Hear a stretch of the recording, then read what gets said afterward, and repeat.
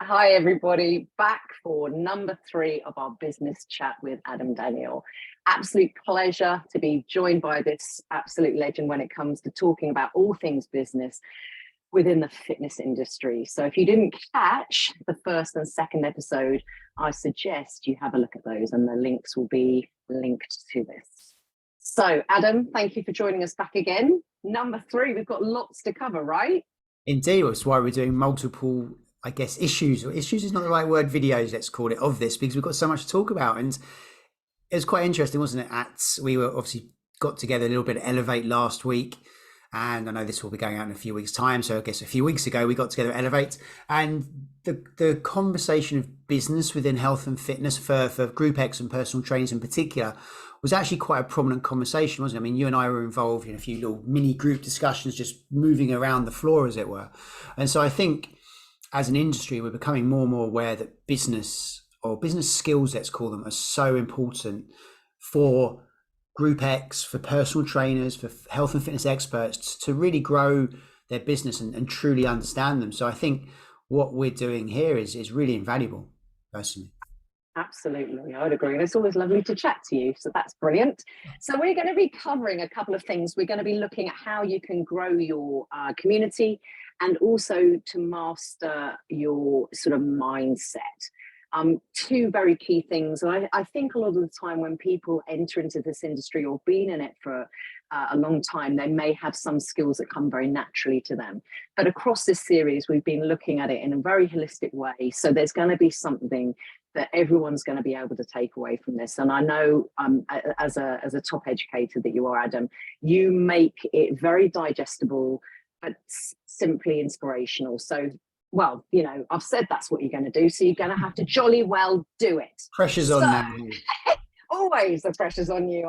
I'm expecting a lot. So let's talk about growing your community. And just before we popped on the record button, we actually discussed that we would break this down into 2 bits. Do you want to fire away with what those 2 parts are about growing your community? Sure. I think community is certainly a word that's been used a lot.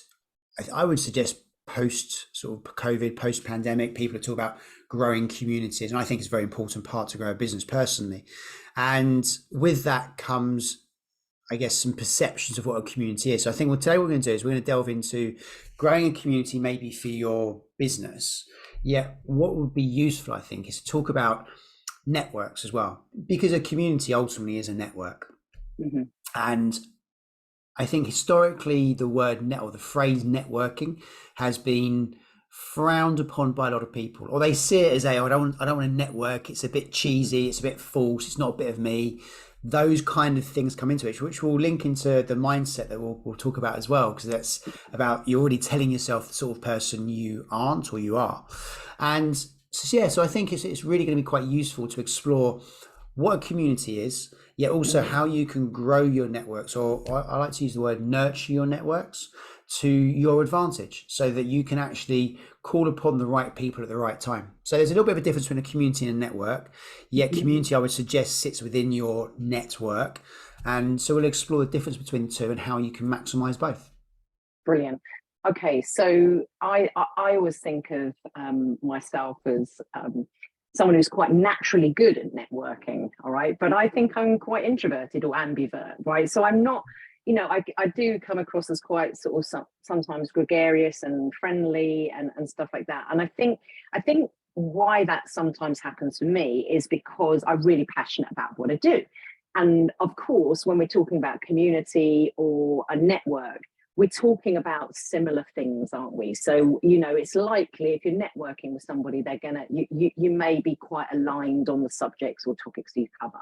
So I was one of those people, Adam, that thought the word networking sounded very, very cheesy. It sounded like I had to, you know, get in a suit and be shaking a lot of people's hands and present, you know, what my business was. I think we're going to break down some barriers of what actually networking looks and feels like. And I think what I sort of said earlier is that there are some things that we are naturally very good at.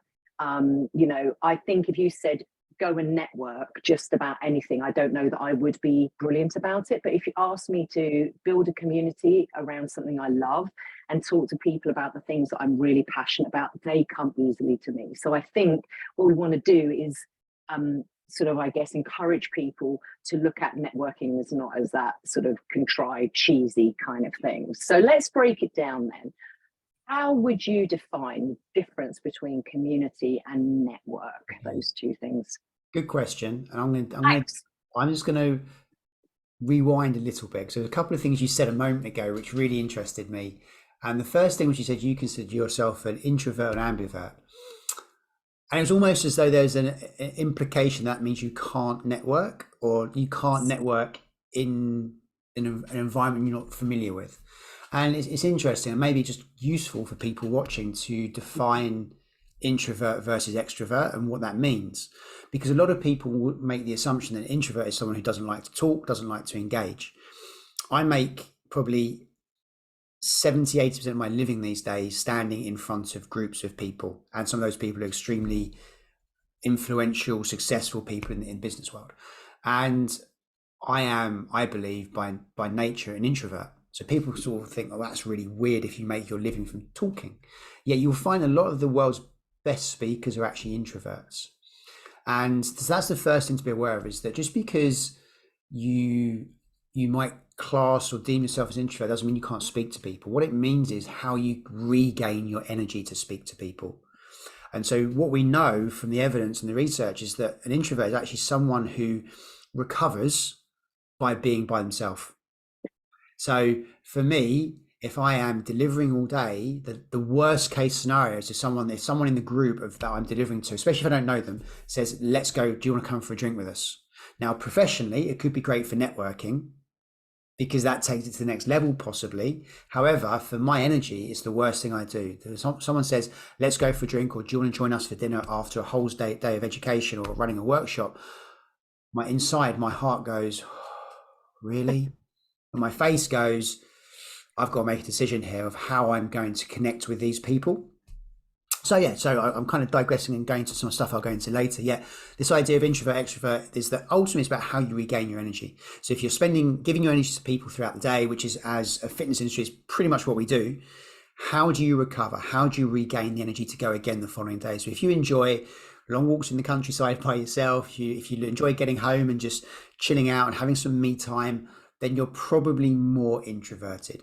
If you enjoy being around people, so if someone says to you, let's go to the pub, or let's go for dinner, or let's go and play five-a-side football after a long day of work, or giving your energy to people, and you go and you think that's brilliant, you're probably more extroverted. I'm making some big generalizations there. I think that's probably quite a good way to set the tone for this conversation, because then you can start to think, okay, how do I make these decisions based upon how I feel? And knowing how you get your energy might influence how you then build communities or network. Sure. I really love that you say that, actually, because I think a lot of people can think I can't do it because I'm naturally shy, or I don't want to be the loudest person in the room. But you're absolutely right, isn't it, about an extrovert gets their energy by being around other people, don't they? And you and I perhaps need to retreat and take time out for ourselves, re-energize and stuff like that. But I think what I felt, when I was younger and stuff, starting the business, was I didn't think I could tackle it, and you're absolutely right. So long as we are being resourceful, being sensible with our energy and how we give it out, we can really truly connect with people. And I would suggest that actually, if you are more introverted, maybe you know how to connect with people on a level that really works well and effectively for them. So I'm coming back then, going to nail you on this one: difference between community and network. Okay. So community, I would suggest, the way that it's looked at currently is very much about a group of people coming together for the same purpose. And so that's what we talk about. So we talk about the fitness community. So we are a community of people that are like-minded, have similar beliefs and values, and we all pretty much want to get the same thing out of it. We want to help other people be healthier, happier, move better, maybe be lighter, whatever it might be. So we have similar aspirations for others. So it's a community is generally like-minded people coming together, and I would suggest at particular times as well. So a community isn't necessarily something that is constant. A community can ebb and flow, and I think that's important to differentiate. Whereas I think a network is very much, I believe anyway, for it to be a constant thing. So your community might ebb and flow. So if you maybe run an outdoor boot camp business, for example, that community will ebb and flow because you'll have new members, you have people who will just naturally leave for whatever reason. And therefore that community of people is people who enjoy coming together to achieve a common goal, is how I would describe a community. Yeah, love that. So network, describe that for me. So network, that dirty word, as it were, that people have for many years, and I think back in the 80s, 90s, and which is before some people listen to before they're born probably, and early 2000s, the idea of networking events was a very big thing, and they still exist. So when I had my gym, I went to multiple networking events to meet new business owners. Some of them were brilliant, some of them less so. So I think networking, my take on networking, it's almost like connecting as well. So it's about connecting people. And you and I, it's something we've spoken about at length. We're both quite good connectors. We enjoy as well. It's important. We enjoy connecting our networks together. So Malcolm Gladwell talks a lot about it in his book. I think it's Outliers. It was, I can't remember which book it was. So this idea of a connector, and I've certainly seen myself like that. Is ultimately you're connected to so many different networks that you kind of know everyone, and somehow you can connect people to help them move forwards. So for me, the idea of a network is about a group of using is probably the wrong word there, is about amplifying the knowledge of people that you know to help you or your business grow. Yes. And I believe that both community and network help build and support a business, right? Totally. And for me, creating, because obviously I started in group fitness, I recognized community as being very key for the experience as well. It wasn't just me teaching one person. So I heard you say about nurturing your network, but I actually had to nurture my community. And, whilst I heard you say about community having a similar goal, they might all be coming to a class, a theme, but they may have slightly different, experiences of exercise. Some might be new, some might be a bit resistant, some might be, the people on the front row, who are I guess, the biggest fans of that session. And what my job, I felt, was to try and create community in each of those sessions. And then that builds out a bigger community and stuff. So just in the experiency community, so that it didn't feel like there was just a whole set of individual people, but they were kind of uniting.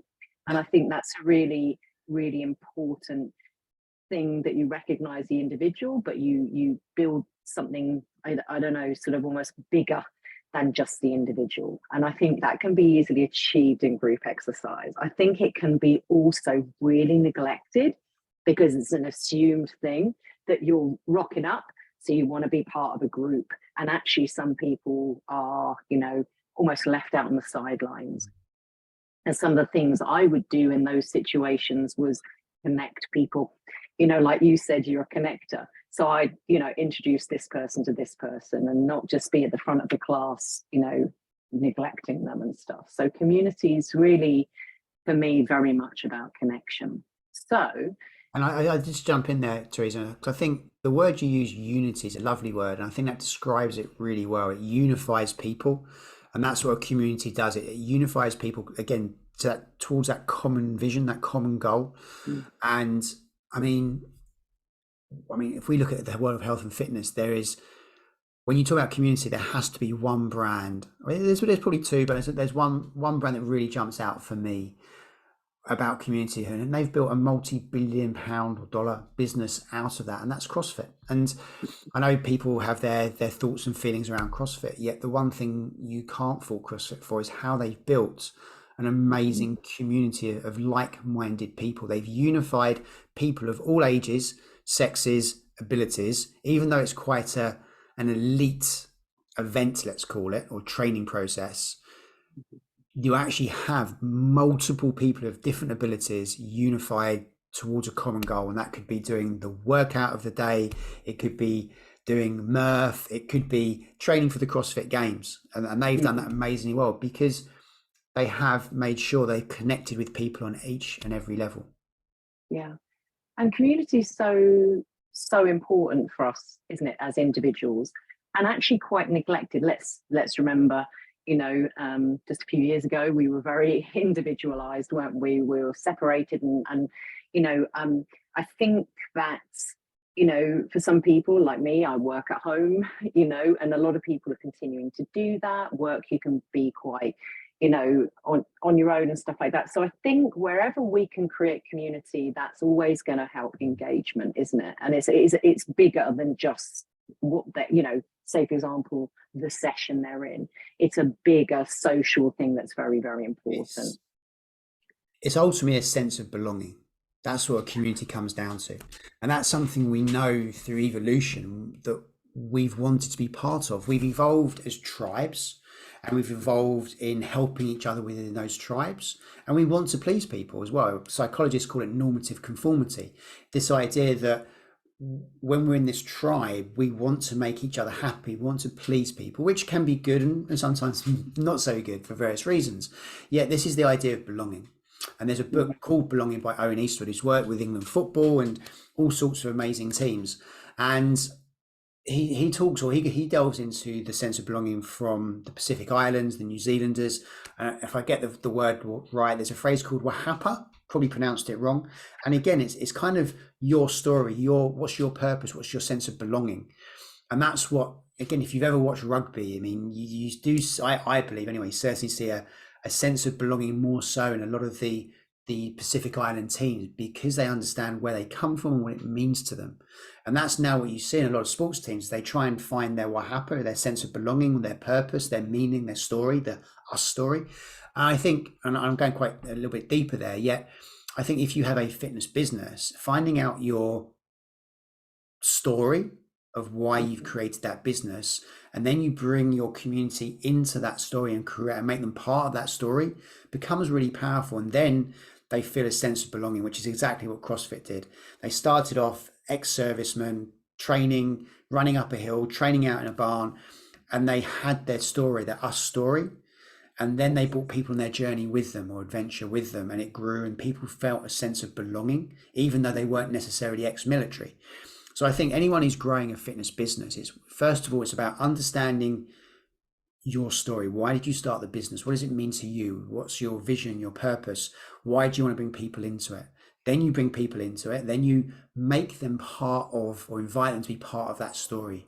And then they have a sense of belonging. And when someone has a sense of belonging, guess what they're less likely to do? Disappear, go away. You're more likely to keep them in that business for longer, or part of that community for longer. So belonging is becoming a very powerful, or sense of belonging is becoming a very powerful tool now to retain clients, members, communities. Yeah.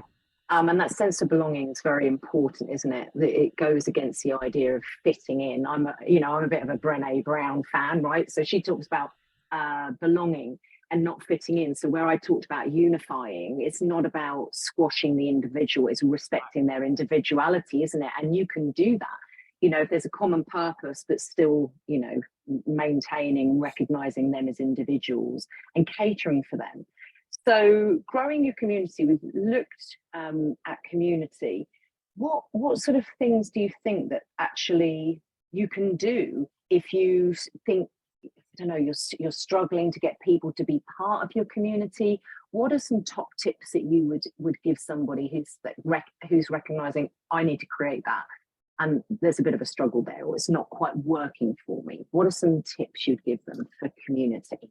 I think one of the first ones would be, I'm sure you've already got people, even though it might not be the number of people you want, you must have people in your community already, whether it be 3, 4, 5 people. And so speak to them, find out, ask them, why did they want to be part of your community? What made them sign up to your boot camp, to your group X class, to your small group training, whatever it might be? Is use your community to understand the why. because you'll never know truly why someone's joined your community unless you ask them. So I think that's the first thing, and we don't do that often enough. And I'd say in general we don't. We think we know why people have joined us. They might go, oh, because it's the price, because it's the time, it's the location. Yet until you physically say, right, hey Teresa, can I just ask what made you join this community of like-minded people who want to train? And then once you understand their whys, you can then make maybe a few assumptions along the way that, okay, this is how I need to attract people. This is how my message, my marketing needs to be delivered based upon the community or the community aspect that they've spoken about. So I think that's the first thing. And I think the other thing as well is just being, the next thing I think is creating and using a word that's very popular in the world of, in the business world, or phrase, sorry, is this idea of psychological safety. And I think that's really important in building communities and for people to have a sense of belonging, is that they need to feel safe in that space. So even if they're having a bad day, they can turn up and they can have their session, they can do the class and not feel judged. If they're feeling, or if they feel like they're not, in the phrase you use, if they don't feel like they can fit in, they walk into that room, they walk into that park, and all of a sudden they just feel like they belong. So the challenge there is to create a space that people feel able to do that. And so there's this idea of psychological safety. So again, if you want to research, anyone wants to research that, the woman behind psychological safety, she's been researching it for now pushing 30 years, I think it is Amy Edmondson, and she's got a brilliant book called Fearless Organizations. I would definitely just maybe Google her. She's got some TED Talks, etc. And it will give you some ideas of how you might be able to build psychological safety. And ultimately, though, it's about building trust. That's the one thing that people want. So if you have any kind of fitness business that involves building community, people have to trust you. So that comes down to empathetic listening, compassionate listening, asking intuitive type questions, having high integrity. Integrity for me, by the way, my definition is doing the right thing when no one's watching. So it's things like that that will drive a community, because they will then go, this person is committed to us and what we're about. So I guess those would be my top tips for building a community. Yeah, love that. Trust is so very, very important, isn't it? 100%. And I think where a lot of people come into this industry is they have a lot of passion, you know, and sometimes you can be a little bit startled that it's not just that that's needed. You know, I love doing what I do, but people aren't necessarily rocking up for me. And I think creating a safe space is fundamental. Like, you know, if somebody comes into a session, one of my sessions, it's all about sort of celebrating them and enabling them to have the best session that they can have in that moment.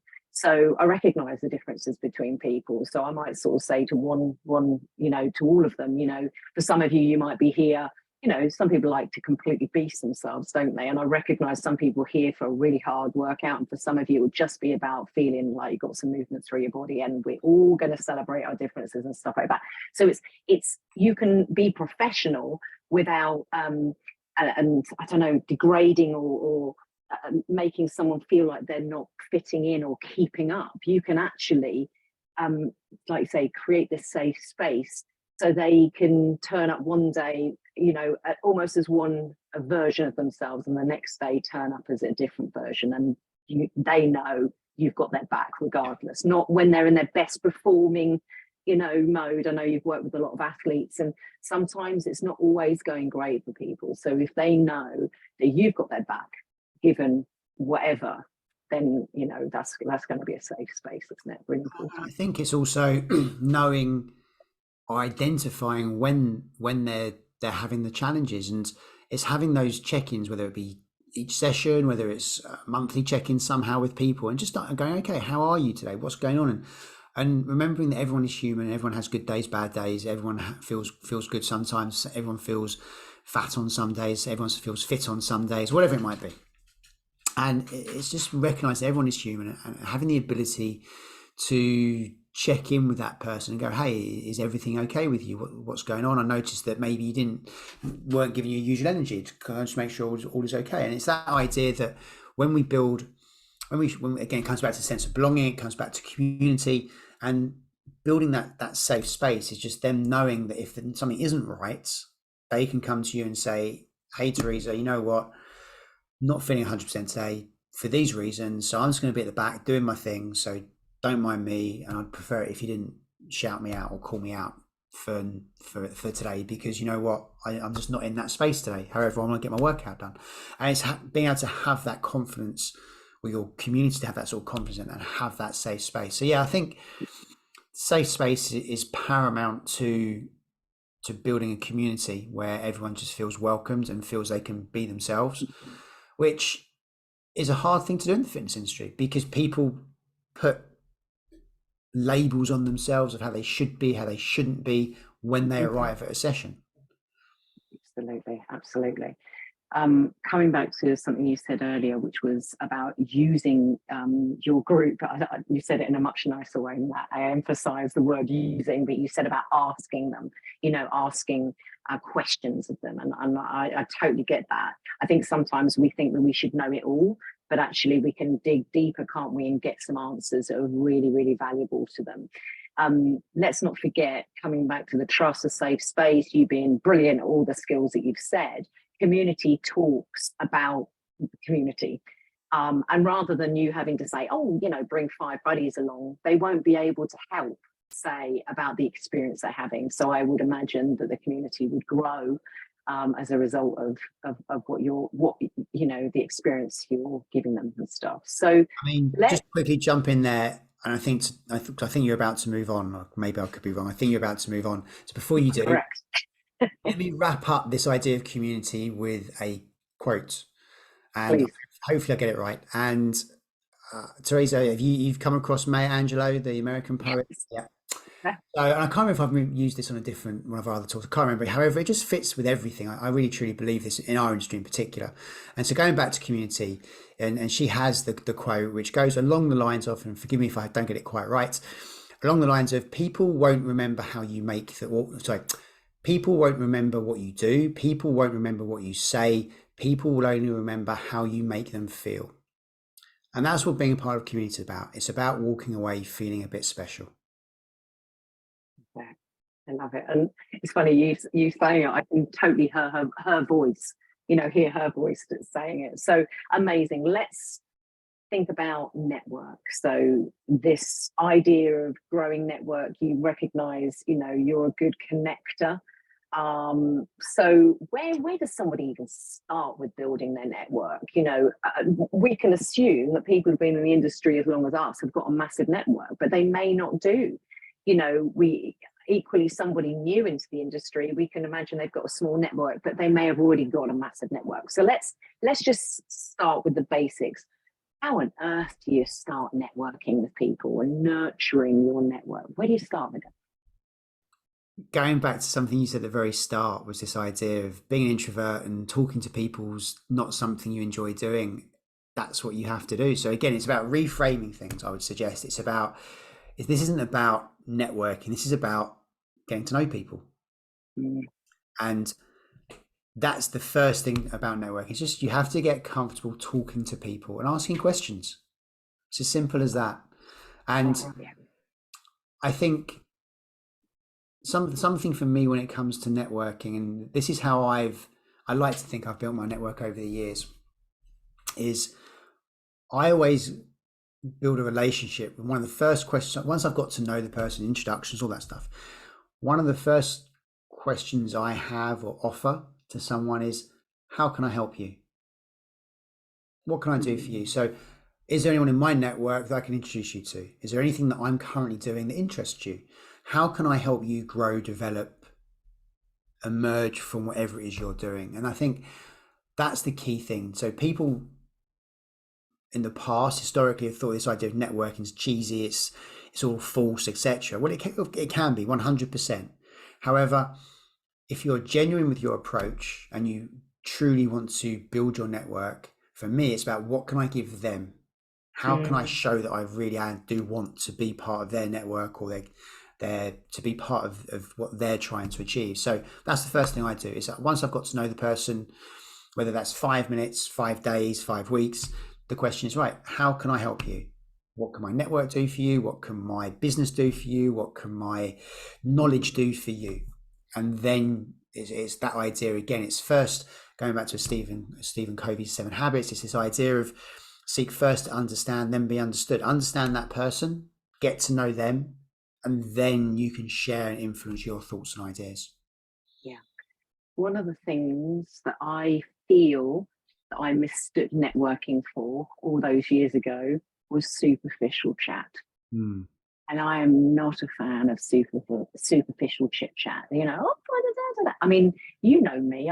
I think I'm quite a jolly person, and seem a little bit excitable and bubbly. But there's depth. I don't want to have those superficial chats where it's just like, oh, isn't the weather lovely?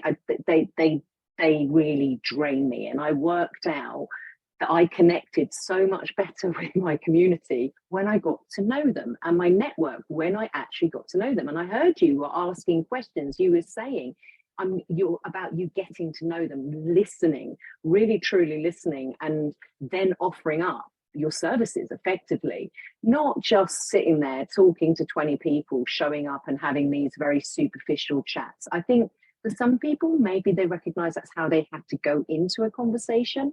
But I recognized if I stayed at that level, well, first of all, it would not sit comfortably with me. But I recognized that I connected with people better when I really tried to actually attempt the connection, rather than just let's all be in this room together, sort of chatting, about really nothing, And so how do you sort of start a conversation?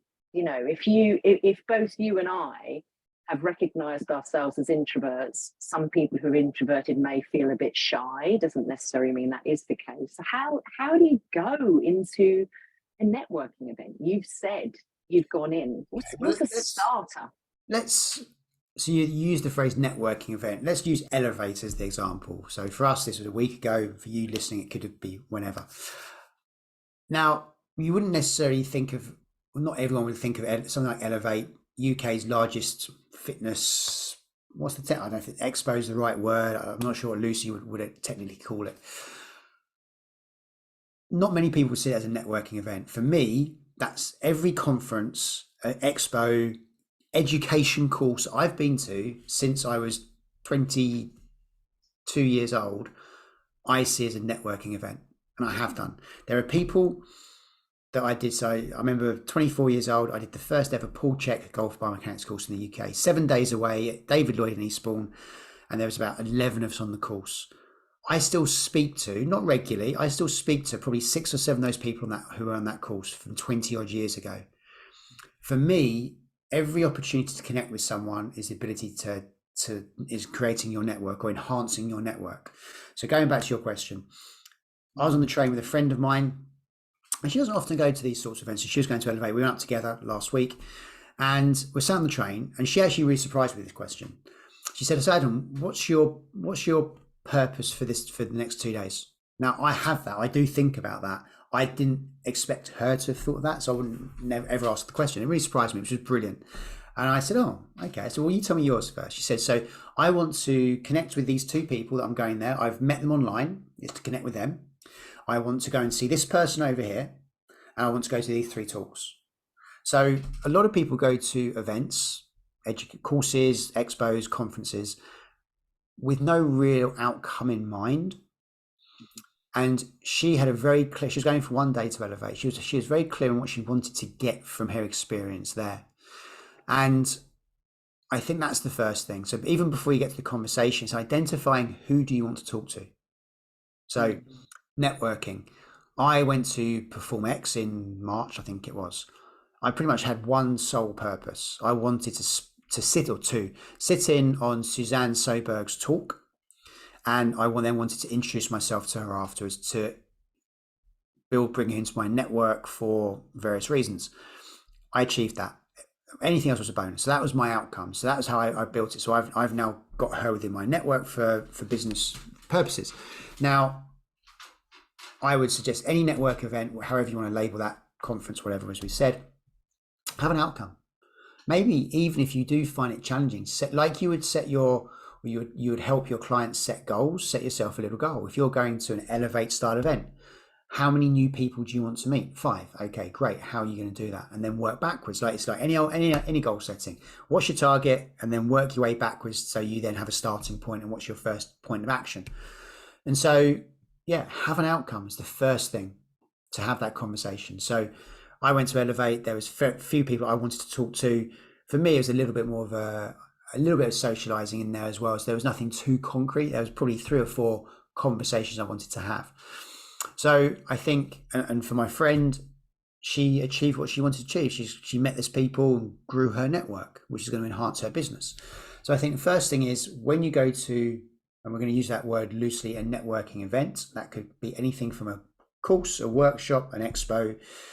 It could be an official networking event. Is, what do you want to achieve from it? Mm-hmm. That could be anything. I want to go and meet this particular business to introduce my business to them. It could be I just want to speak to 3 new people and see if I can help them in any way. So I think it's having clear objectives of what you want to achieve. Otherwise, it goes back to your point, Teresa, you're just going to have pointless chit chat, which, while sometimes that can be beneficial, because sometimes those conversations might be really good. You never know. However, if you are on a tight schedule or it's only an hour long, you want to come away going, okay, that was beneficial. That was worthwhile. Mm-hmm, mm-hmm. So I'd written down a list of everybody I wanted to connect with at Elevate. It was quite a long list. You were on that list. I'm glad to hear. I'm not going to tell you whether you were first or last. Doesn't matter. You were definitely on my list. But I wrote it down, and actually afterwards there was a few people that I didn't connect with, and I messaged all of them and checked in. These were loose arrangements. And check in, and maybe one said I was unwell, didn't make it, but at least they now know I've connected with them and recognized that they weren't there. So absolutely. That comes back to this idea of nurturing your network. So once you start to build your network, maybe you've gone to various events, you've got people, you've connected, and in this day and age it's a lot easier as well. I mean, you think, when I started growing my network, and I still have people from when I very first started. Okay, here you go, here's a perfect example. First person I spoke to at Elevate was the boss of my second ever gym job. So cool. Yeah. And he's worked in industry still. So I was a gym supervisor of a private gym near where I live.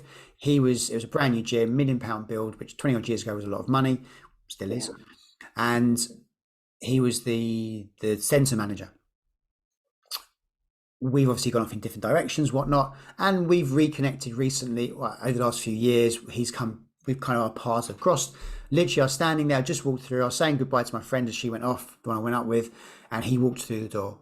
We had a good chat. He's now an MD of a new chain of gyms, franchisees, and I'm going to go and see one of their new gyms in Wimbledon, launching in July, and they've got a paddle court there, so we're going to go and play paddle.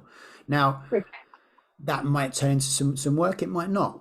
The point is, we don't necessarily have to connect every year, every 2 years. When we do connect, I make a point of it. So actually, I don't know if you'll be able to see it. And then going back to your point, how do you do it? You won't be able to see the whole thing. I have deleted it. So I have a list on my phone, on my notes at the end of the day, or whenever I had a chance to, I make a note of who I spoke to, what it was about, and what my commitment to them was. So for him, I wrote a note saying who it was, who he's working for currently, and I said, and it was to email him to arrange a visit to see the new site in Wimbledon and maybe a game of paddle. And so now that's in my actions to do this week. There's no rush to do it because it's not critical. Yeah, I'll reconnect. So there's probably about 10 actions I had from Elevate to work on, build, grow, nurture my network. So I think that's really important. I can't remember that. So we're talking about sort of growing it over time. So in this day and age, a little bit easier with social media, LinkedIn, etc. So it makes things a lot easier. So what I would say is, when you nurture your network, is just check in with people. And it doesn't have to be anything more than a, hey, Teresa, no, we're not spoken for a few months. Just thought I'd see how stuff's going at FitPro. Yes. anything that could benefit, any sort of information, any news, any exciting news that you think I might find interesting. It could be as simple as that. And if you do that with X number of people every few months, then you're just nurturing that network, staying in touch with them. So when something does come up and you might go, Adam reached out to me the other day, I want to talk to him about X, I want to get on a webcast. You're always at the front of their mind. This is it, about staying there, isn't it? Absolutely. Yeah. Okay. Let's talk about mastering growth mindset. Before I do that, sorry for your big intro. The last thing I'm going to say, I didn't realize you're going quite into growth mindset yet. The last thing I'm going to say about networks. So there's a book called Act Like a Leader, Think Like a Leader, Act Like a Leader by Hermina Ibarra. And she's from, I think it's London School of Economics. So she's an academic, yet she's written some brilliant books. And in this book, Act Like a Leader, Think Like a Leader, is this idea. She talks a lot about creating networks. And I read this book maybe 4 years or so ago. And I've taken this specific part of growing and nurturing my networks from her book. And it's really helped me. I've actually now taken my network and I now have 3 networks within my network. So I have my operational network, I have my personal network, and I have my strategic network. So my operational network is my group of people that day to day I might need to speak to if I need some help on something. So it could be, I don't know, I'm writing a new educational program for a training provider and I need some advice on how to get it accredited.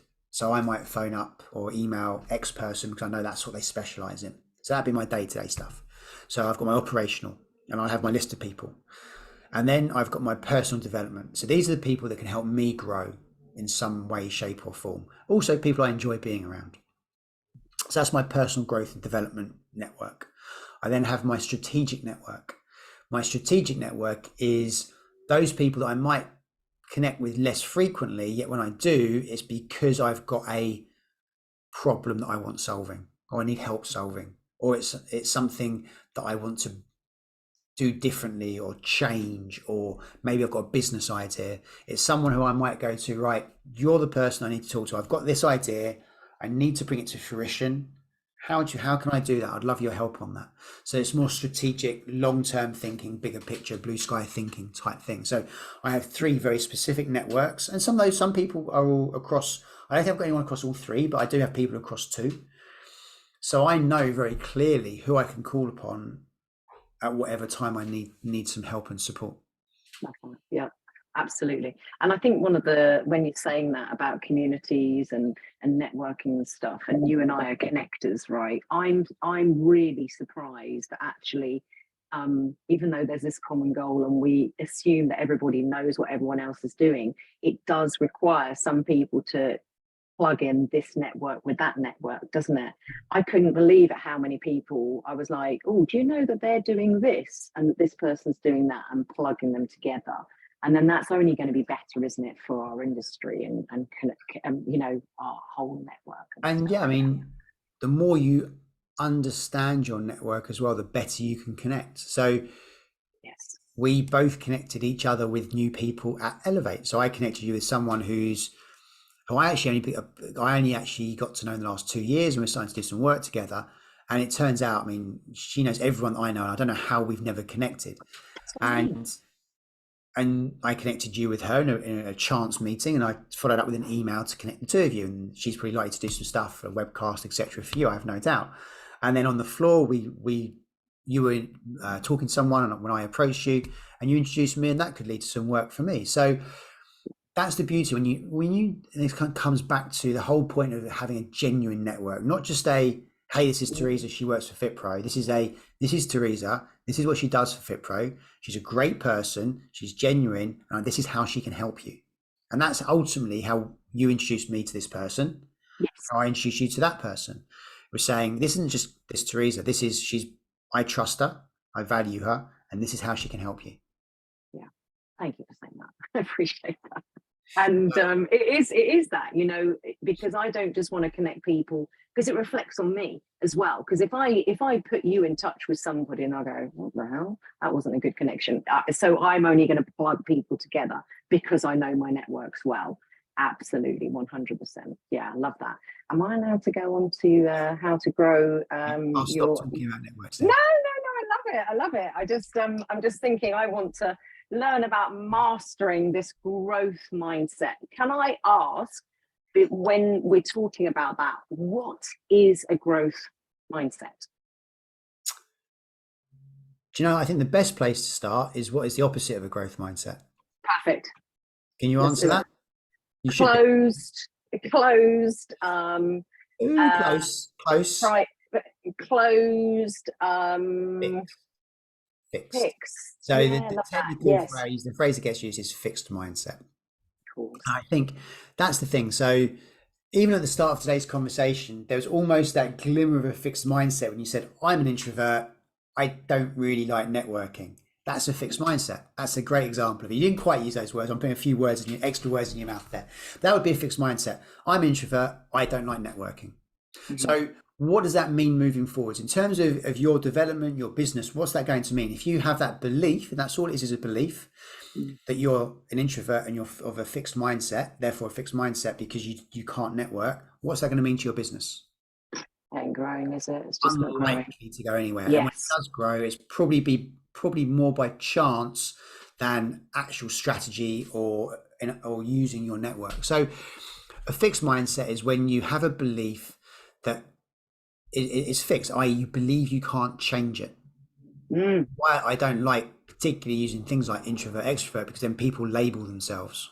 Yes. I'm an introvert, I'm an extrovert, which means X, Y, and Z. No, it doesn't. It's just how you get your energy, and it's Absolutely. anything you want. So that's in essence the difference between a fixed and a growth. Fixed is I'm an introvert, I can't network. A growth mindset is I'm an introvert, which means I have to work harder at networking, and this is how I'm going to do it. Okay, so i.e. fixed is a belief that is unlikely to change unless the environment changes. A growth mindset is someone who believes they can always learn, they can always change, they can always grow, regardless of the environment and the situation. 100%. Yes. Okay, so that would be a definition. Now, if you want a more scientific definition, the person to go to is Carol Dweck. That's spelled Dweck. She, I guess, probably became famous, I think, at around 2010-ish, 2012, with her TED Talk. So I think it's now one of the most popular TED Talks of all times, tens and tens of millions. So the easiest way to get a better idea of a growth mindset is go and watch her TED Talk, which is brilliant. She also has a book called Mindset, very good book as well. Because if you're working with people, and I'm making the assumption that everyone watching this works in health and fitness in some way, shape or form, is you will come across fixed and growth mindset people every day in what you do. That could be within your organization, within your business, i.e. people you work with, and more likely than not, your clients and your members and the people that come to your classes, your sessions. There'll be plenty of people there with both fixed and growth. And the better you can understand them or what that is, the more likely you are to help them move from a fixed to a growth mindset. And something to be aware of as well is that a fixed and growth mindset can be situational. So what I mean by that is you could have a fixed mindset with regards to networking. However, when it comes to learning, you can have a growth mindset. You could be like, you know what, I don't know enough about this, so I'm going to go on a course to learn more. That's a growth mindset. Versus, I don't know about that, and I don't know how to learn about that. So it can be situational. It doesn't mean if you have a growth mindset, you're not always going to be a growth mindset for everything. It's probably quite unlikely, in fact. However, probably the things you're passionate about, you might be a bit more growth orientated too. So that is initially how I would define a growth mindset.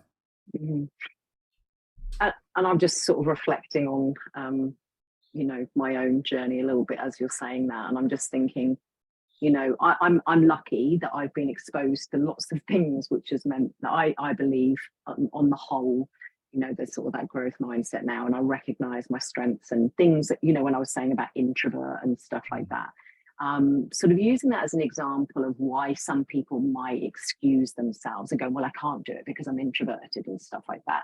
My actual personal experience is now, even if I am labeling myself as somebody who likes to, withdraw to restore energy, is actually those sort of conversations and networking with people are the things that make me flourish and thrive, which is in a way sounds opposite of what an introvert would like. And tougher, deeper conversations, connecting, are the things that drive me forwards. Like massively, the other day I just had this most wonderful situation. Some people probably think this is awful, but I used to do voluntary work in end of life care, which I absolutely adored. And a gentleman came over to me the other day and he said, are you the lady that used to do end of life care? And I went, yeah. And he said, my wife died this morning. And then we just had this most amazing conversation all about this, what most people would never want to talk about. We don't talk about these things. I can't tell you how good I felt for having that depth of conversation and connection. So where I used to be, which is, oh, let's talk superficially because I'm a bit shy and that's the way I do it, I now worked out over a long time that the deeper conversations, more tough conversations, actually truly, when you're talking about really truly listening to somebody, that's where I truly thrive. I've had 30 years to work on that, and I have a lot of therapy, and so there's been a lot of stuff to help me there. So I love the fact that you're giving book suggestions and actual strategies, because I didn't know any of this stuff 30 years ago when I started. I've been lucky enough to stumble through with my own growth. So this growth mindset, I think if people can take that on, I think the theory, people go, yeah, that sounds like a good idea, but it's really being able to implement that, isn't it? Because we can be so fixed and so closed because we don't think we can, or we think we're stepping out of our lane or whatever. But we have to really truly recognize that nurturing our business is going to take some effort, and deep diving into how we truly need to work on things and stuff like that. So you've kind of defined what you think is the opposite, which is this closed mindset. And now we're looking at what a growth mindset is, and that yes, it can be situational, and perhaps there's times that you're better at it than others. But what we said is that we're going to look at mastering a growth mindset. So we better look at how we're going to master it. Okay, so kind of just building a little bit upon what you said about being a business now, I would think a lot of people listening to this are probably self-employed to some capacity. And I, again, making a bit of an assumption, there's probably quite a few people watching this probably have played sport at some point in their life. And I think that those two things go hand in hand with a growth mindset. From my personal experience, having been in a high level of sport most of my life and being self-employed for 22 years, is you kind of have to, well, you've got two options. You either have a fixed mindset and you basically don't succeed in your sporting career and you don't have a successful business, or you adapt. And that's in essence what a growth mindset is. How do you adapt? So anyone that has a business that is their own and they're self-employed, or they have a small number of people working for them, I would suggest if it's doing well, you have a growth mindset because you're learning how to adapt.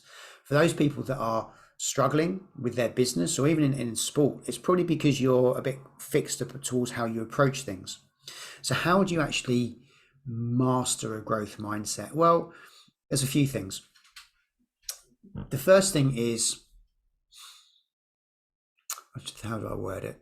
The first thing is moving away from fear of failure. The one thing that holds most people back and prevents them from having a growth mindset is fear of failure. So the actual study that Carol Dweck did was actually on like young children, like 8, 9-year-olds, 10-year-olds. And again, probably better to listen to her read the book than me, because I might get a few little bits wrong. Yet the reality was that the concept of growth mindset and how she kind of got into this 10, 15 years ago was that she studied children. And the reality was she gave them puzzles.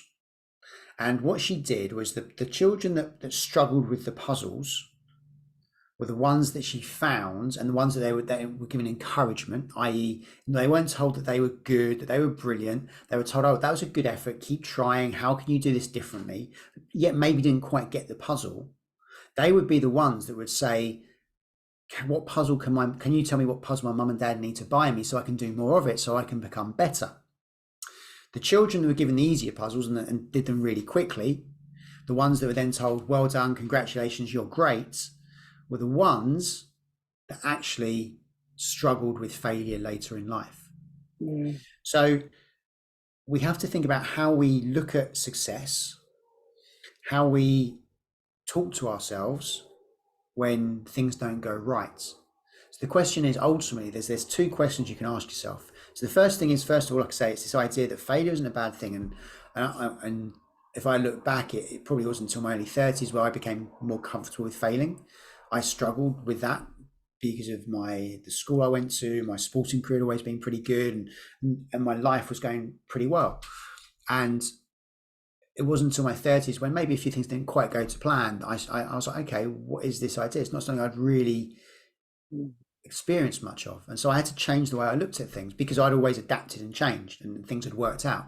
So when you have that first big failure, it's two questions. What can I do? What can I learn? And if you just want to very quickly go from a fixed mindset to a growth mindset and begin to master it, that's all you need to ask yourself is, what do I need to do? What do I need to learn? And that's going to answer it. Now, easier said than done. I get that. So it's then the next step is, okay, well, goes back to this whole idea of I'm an introvert, I can't network. I'm an introvert. What skills do I need to learn to network better? That's the question you ask yourself. It's look at your clients. I don't have enough time to train. Okay. How can you change that? How can their client change that? You need to talk to them. So it might be, they might change that into, I don't have enough time at the moment to train, yet I will work out how I can. So it's about just changing and reframing your approach to things.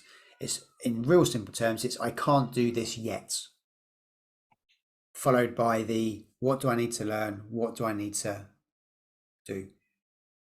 So mastering growth mindset is like anything else. It's a habit. It doesn't come overnight. It's about getting comfortable with failing and then understanding what you can learn from those failures, and then what do you need to put into action to change. And that can be a tough journey. Yeah, but the word you used is, it's a journey, right? It's ever evolving, and you're reflecting back on that all the time, and to think that it's not, and also it's not just a switch that suddenly switches on. It's like with anything, these are practice skills and things that you want to be working on. And I think we have to recognize that it's not always just one direction, is it? It can sometimes be like, this is pretty tough, because failing for a lot of people can be a real moment. So it might be that you need to retreat, have a little thing, and then reflect on it and sit with that discomfort and then grow from that and stuff. But I think that's a lovely way. You sit with that discomfort, and sometimes we have to do that to appreciate what's just happened. Yeah. And then it's okay, so yeah, this isn't comfortable, it's not a good place to be, so how do I move from this? Yes. And I for my own personal thing, I would have wanted to try and maybe fix it and make it instantly, let's cover up that it happened so I don't have to think about it, or perhaps let's suddenly quickly fix it, flip the coin over, and then that's not necessarily the answer either, is it? To I don't know, put a plaster over it, or to radically change, because it's got to be authentic to you, hasn't it? Any growth and stuff like that. So I know you are an avid reader of books, and you're brilliant because you give, like recommendations and quotes and stuff. And I love good TED Talk as well, right? So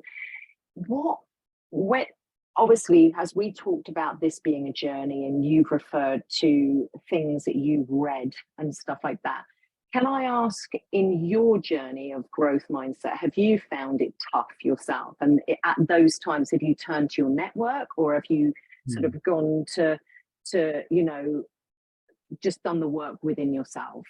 Good Because question. obviously I know you read books and that's very helpful for you, but is there anyone in that network that Yes, supports it's you? a really good question. And I think first thing, I did use the word journey. I think a better word's adventure, because Ah, I love that. a journey implies you know where you're going. I have no idea where I'm going. No, that's great. Love I that. think an adventure is a bit more, you kind of have a map, you know, you kind of want to get over here. Mm, You don't really know which route you're going to take to get there. Whereas a journey gives an indication that you're probably going to go this way. I don't know. My a conversation I had earlier today is my career, my journey, adventure has gone in some very odd directions along the way, and I've worked with organisations and people and companies that I never set out to, and even to this day.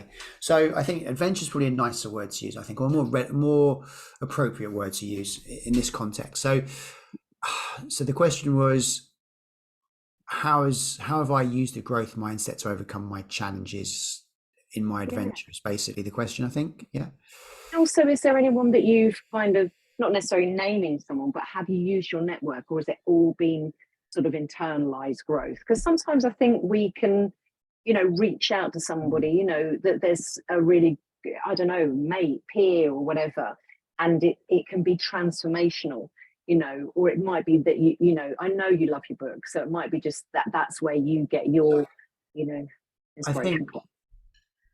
I've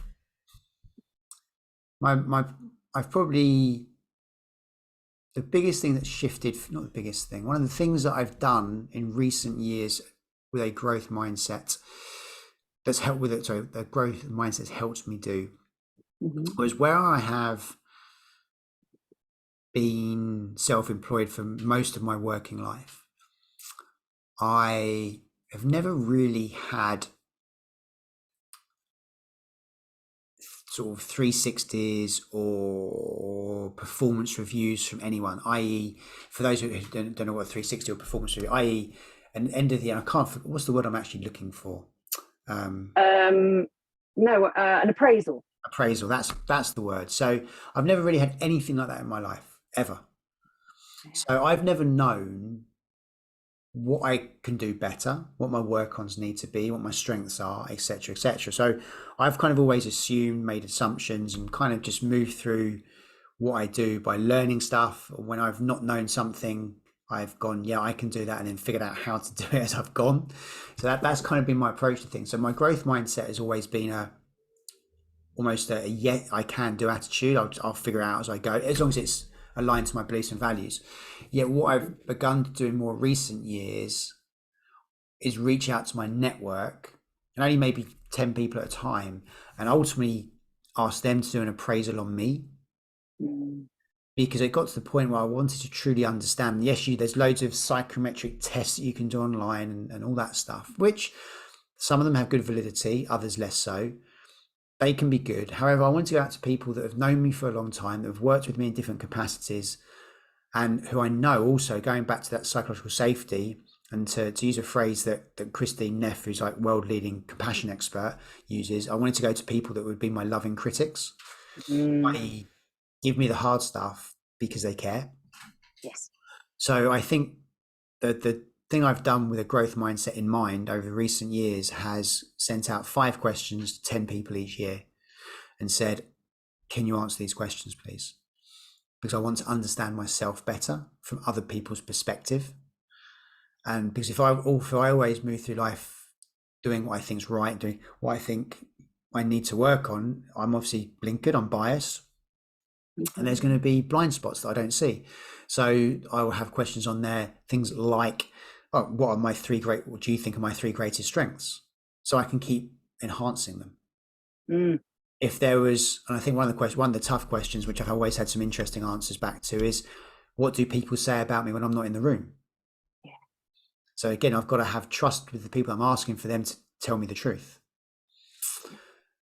If you were to work with me, what's one thing you'd want me to improve upon? So if I didn't have a growth mindset, I certainly wouldn't be in a place to ask those questions. No, no, not at all. And And actually, Sorry, and I was going to say, add to that, I also, and have done ever since I've worked with PTA Global and was delivering education for PTA Global back in the day. They introduced, Bobby Capuccio in particular, introduced this concept of Kaizen, Japanese for self-improvement. And they had a Kaizen form that you would give to your clients, which I still do. So, or with my one-to-one clients, so I will give them periodically a form to fill in, questions of basically how I can be a better coach for them. So again, it's that idea, and whilst this idea of growth mindset wasn't really about back then, this idea of self Kaizen's been around for centuries. So it's the same concept. It's about how can you continually improve, and I think that's really important. I was actually running a corporate workshop the other week, and we're talking about growth mindset and feedback in particular. So feedback and growth mindsets all go hand in hand to an extent. And we're talking about seeking feedback, which I was working with some senior lawyers, and they found that really odd. They said, why do you want to seek feedback? Well, if it's bad news. I said, well, that's how I learn and grow. So yes. after I run a workshop, so I've run this program for this large organization for their legal team, and I go to their L&D team and say, can we please have a meeting so I can understand, or so you can give me feedback on what went well, what can be improved for next time. And they all found that really odd. These are guys and women, guys and girls, guys in the context, who are on a lot of money, very clever people, and they found it strange that I was actively seeking feedback that could be bad. And they said to me, well, what if they turned around and said it was a load of rubbish? I'd say, well, I'd work with them to make sure that it was better for next time. And they're like, really? I'm like, well, so for me, that growth mindset is always seeking feedback, constant feedback from people who are happy to be your loving critics that will give you honest answers of those tough questions. Yes, and I can absolutely back you up on that, because I remember when you had done your last webinar, you sent me I sent WhatsApp to say it was amazing, and then you sent a WhatsApp that was, direct, like what can I work on and stuff like that, and I told you then how refreshing that was to actually to hear. I'm very keen on getting feedback again from the people who really do have your back. The people who want to see growth in you, because I think there are some people that would happily squash, and there are some people who would happily just pretend. And I think we have to make sure we're asking the right people. Okay, just real quick on that sort of reminds me, yes, I do remember sending that message to you, and I think that's the key thing is just that never resting on your laurels either. So having a growth mindset means you can always improve. So even though I know our conversations go well, I could quite happily press stop today and off I go and not speak about today again. However, that's not how I work. I could go away from a workshop, a program, whatever. Yet it's never knowing that you can always be better. That's the key thing. And if you know you can always be better, that you're going to have that growth mindset, you're always going to ask those challenging questions of yourself and those around you. Which means it's just going to be continual growth. Yes. And it's not just knowing that you can be better, but that you truly want to, because that's only going to be powerful for the people around you, your network and your community. I mean, it doesn't just pay off for you, does it? It's transformational for everybody in your network, circle and community. Yes. Okay, I'm mindful of your time. So I'm going to ask you, please, if there's any words you want to wrap up about these subjects. We've been talking about community and network, and then I'd love for you to talk briefly about the summit and your podcast, please. I think I'm going to go back to front. I think growth mindset sets the foundation for everything. We know that from the evidence. We know that from personal experiences, working with clients, etc. It's having that mindset of, I can't do this yet, and just figuring out how you can. What do you need to do? What do you need to learn? And mastering that growth mindset allows you to then build communities, build and nurture your networks. So going back to it is quite, and I know we didn't plan it at all when you said I'm an introvert, I don't like networking. It's exactly that. Is if you believe that, it's that self-fulfilling prophecy that is likely to happen. You fortunately realized you had to work on it, and you worked on it. So we could create ourselves a self-fulfilling prophecy, i.e., if you believe you can't do something, then guess what? It's not going to happen. You won't build a community. You won't build a network. If you believe you can build a community, you can build a network, you will go out there and do it. It's never going to be easy. It's never going to be simple. You have to work at it. However, from personal experience and from my friends within the industry, for those that have been, in inverted commas, successful, I can say to you right now, the reason they have is because of their communities, because of their networks. I truly believe that. I mean, I was reflecting this the other day, actually, was I first got into presenting. This is why I feel I'm very fond of FitPro, because they gave me my first opportunity to present. And in fact, to Elevate, I bumped into someone who was on the first ever workshop that I delivered. I saw. And so for me, I reflect back and I can actually map out everyone that I'm still connected to, that I've worked for in some capacity, that I'm still doing work with and have opportunities with. I can map out probably 70 to 80% of them come back to FitPro in some way, shape or form. And for me, nurturing the network over the years has resulted in me having a career that, not just within health and fitness now, yet moving into some leadership stuff, has evolved, has grown, excites me every day I wake up still. And I still strongly believe that it comes from my ability to build a network. And I think I'd encourage everyone out there, if you don't actively nurture your network, is to start doing it, because it's only going to serve you and your business for the better in the future.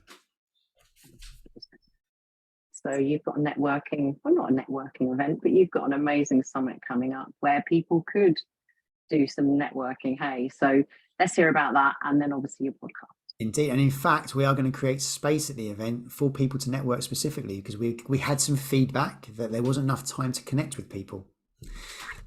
So we've decided this year to find space or create space so people can have, we're going to do almost like a speed dating thing around how can you connect with people. So yeah, so to again, just to practice what I preach, I've got feedback, I've taken it on board, I'm changing stuff, growth mindset. So yes, it's the 5th year now. I co-own an event. We've changed the name this year to the Natural Health and Movement Summit, alongside 2 very good friends, both of whom I met through FitPro, James Earls and Stephen Powell. And we have this event together, 5th year, and it's at the Regent's University in the middle of Regent's Park. We have some amazing speakers there. We have Dr. Susanna Soberg, who you might have recently heard on the Huberman podcast. She's got a book called Winter Swimming. We've got Ollie Patrick, who I connected to you, Teresa. Yes. Who's going to be coming on doing webcasts and articles for FitPro as well, who's doing some amazing stuff around stress and understanding the new science of stress. We've got Jane Baker, who's an amazing foot physio and ankles physio, who's spoken 2 years ago. Of course, we have James Earls there as well. So we've got some brilliant speakers this year. And I'm assuming if you're watching this, you get the FitPro newsletter. So keep your eyes peeled, because there will be a discount code or a promotional code for FitPro members to attend the event, which is the 7th of October. So put that in your diary and keep your eyes peeled for the FitPro newsletter and further information. Amazing. Let's hear about that podcast. And yes, I have a podcast which is kind of goes a little bit deeper into everything we've spoken about today, yet with people who have done it themselves. So it's called the Business of PT podcast. Season 2 is out very shortly.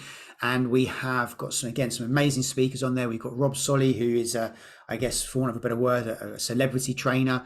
We've got Richard Callender, who again, I met through FitPro and Viper 15 odd years ago, who's again an amazing PT and has been on TV and done all sorts of great stuff. And we've got some brilliant other guests on there coming on there as well. So yeah, check that out. Business of PT podcast, season 1's up out there. We've got great leaders from the industry like Rob Beale. We had, I forget who was on there, Bobby Capuccio, again, FitPro friend. So some great speakers. And ultimately the podcast is all about helping you, the listener, build a business that is robust, that is profitable, and that you love working on. Amazing. Adam, thank you very much for your wisdom and sharing it with our amazing community. Thank you. My pleasure. It's really, really lovely to hear from you. And I always find these chats an absolute pleasure. I know that they will resonate with our audience massively. And what I love is that it just comes very, very naturally to you. And I know that you're living and breathing it, because there's so many people that are very keen to say what we should do, but not actually doing it and don't have the evidence that it works. But you are living proof that it works. So congratulations to you. No, amazing.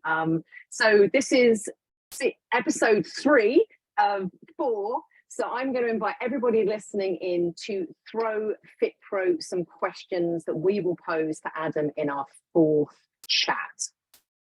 Do it. Okay. And I can imagine what they'll come up with. So please do reach out to me, teresa.w@fitpro.com. Adam, I know you've got another appointment. We've talked for a long, long time. So I'm going to enter the recording with a cheesy wave to the community and saying thank you to them for listening in. And Adam, as always, thank you so much for sharing your wisdom with us. Loved it as always, Teresa. Thank you. Thanks, everybody.